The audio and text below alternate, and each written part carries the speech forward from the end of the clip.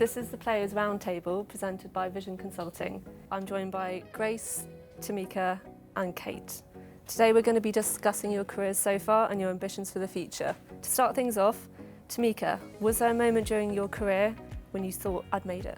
Throughout my career, it's always been sort of a battle. You might make your first World Cup, but then you're always on to the next thing. So it's always sort of pushing yourself further and how can you be that sort of one step better. And so for me, I feel like I've been building over my whole career rather than just sort of hitting my peak early or anything like that. So I think it's an ongoing thing. Kate, what would you say is your hardest moment so far?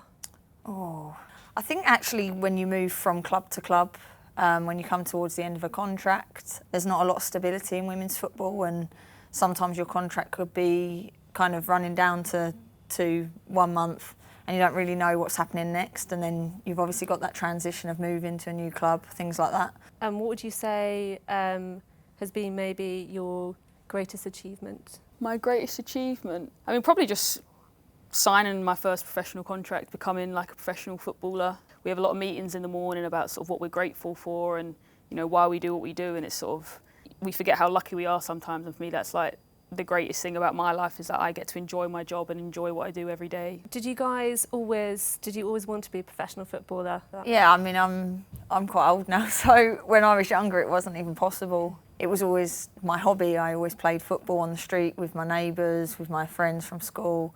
It wasn't really until I was in my early 20s where I thought, I want to be a footballer and I want to make this happen. It was a dream, but it wasn't a realistic one, so I'm very lucky that we've kind of stepped forward in women's football and been able to do that. I kind of just grew up with the love of football and playing with the boys, and then sort of as I progressed through my youths in representing Australia, I was lucky enough that the players that came before me were putting those things in motion to sort of create a league in Australia and then build on that to become semi-professional and professional. So I think I was at that lucky stage where things were being put in place and there was sort of paths being created. So my opportunities are obviously a lot bigger than what theirs was, and even now when we have sort of 17, 18-year-old players in the team, it's sort of like their opportunities even bigger than ours, because like from their age now they can get a professional contract and stuff. So everything's moving on to what it should be. I think that leads nicely on to how maybe the game has changed since you started playing, so maybe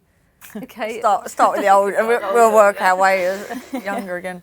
Yeah, I mean it's changed massively. It's certainly on TV. It's visible a lot more. When I was younger, I'd potentially see maybe the FA Cup final and one international game, whereas now every week you can watch the games on a live stream. It's probably harder to make it for players because now there is a bigger volume of children playing, but that's fantastic because the whole point of playing football is that you enjoy it and participation levels and what it does for your health, your mental health. It's really good to see the game growing, and hopefully it can continue to grow on that pathway. From what it was before to what it is now, and especially in Australia, it's really grown in participation and then also being able to affect other things that are off the field as well, like pay quality and that sort of thing now. Like we have that in Australia, we're on equal pay with the men, and I think that has then crossed over into other industries. So I've seen a lot more growth off the field than I have on the field, and then to come back on the field with the participation again,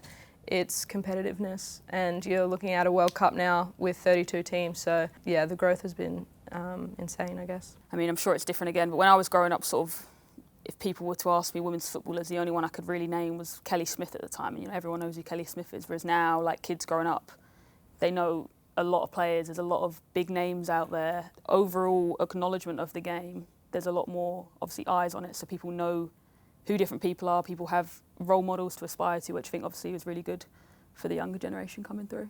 What advice would you give to young girls who are wanting to play football? My almost decision why I decided to play, like why wouldn't you? Like that's my advice, sort of if it's something you're passionate about, it's something you enjoy, it's something you're good at, something you like doing, like why wouldn't you try, why wouldn't you give it everything you can? And you know, there's obviously going to be bumps in the road, there's going to be injuries or whatever, loads of different things that could happen, but if it's something you want to do, sort of this is the best time ever to do it, so give it everything you can and see where it takes you, and if it doesn't work out, it doesn't work out, but you tried, so that's kind of what I would say. And what would you say When it comes to your training, what would you say is kind of the toughest part of that? Yeah, I think probably the mental side is definitely a hard part, especially if you're not playing, if you're not getting picked in the team, if you're a little bit low on confidence. Not everything's going to go right all the time and you're not always going to do well. And I think it's really important to just kind of have people that are close to you that you can maybe speak to, but again, not putting too much pressure on yourself. You know, you need to control the things that you can control, but yeah, there's challenges, but it's also a lot of fun and you get a lot of rewards with it as well. Do you guys have some team preparation before your games? Do you get together? What do you do to bond, to make that bond the best and work together the best? Yeah, I mean, we do a lot of stuff, like team building stuff off the pitch. But I think when it comes down to it, the work that you do together on the field really does sort of help you connect with each other, and whether that's doing extra runs in pre-season or just being really competitive at training, I think day in, day out, turning up together and working hard together really does sort of build connections within the team.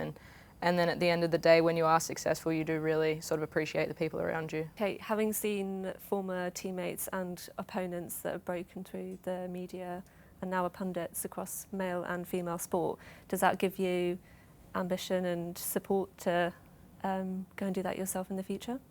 Yeah, I think it definitely opens the doors. There's so many more options now for women going into something after football. But staying within football, you know, we build up a lot of knowledge from being within the game, not just on the women's side. You know, if you do have an invested interest in men's football, it's certainly something now that's opening doors for us. So it's really exciting, and whether I'm someone that can kind of get my foot in the door with that, or whether it's other people, it's just really good to see women being part of that and knowing that that could be an option for them after they've finished playing.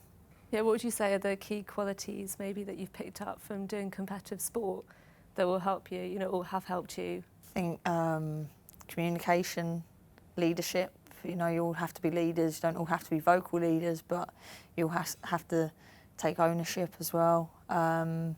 Patience, learning how to work in a team. I think there's so many qualities you get from being in a sports environment, and some that you probably don't even realise you're doing until you want to go into another line of work, and then you actually think, oh, I've got a lot of skills that are transferable and relatable to that job as well. I think because every day's different as well. Yeah. You know, we have no idea what we're going to do when we step on the training pitch. Mm-hmm. You know, we could not touch a ball for the whole session, or we could be nothing but the ball. I think every day is different, and whether that's with the people, what we're doing with the coaches, the setup of the day, and I think that's just a skill in itself, just adapting to sort of every single day, whether that's in a game, in training, anything, because like it's so different each week, each day, what we do, nothing's the same, nothing's repetitive really, so it's just kind of learning to just go with the flow and see where it takes you, and adapting as you go along.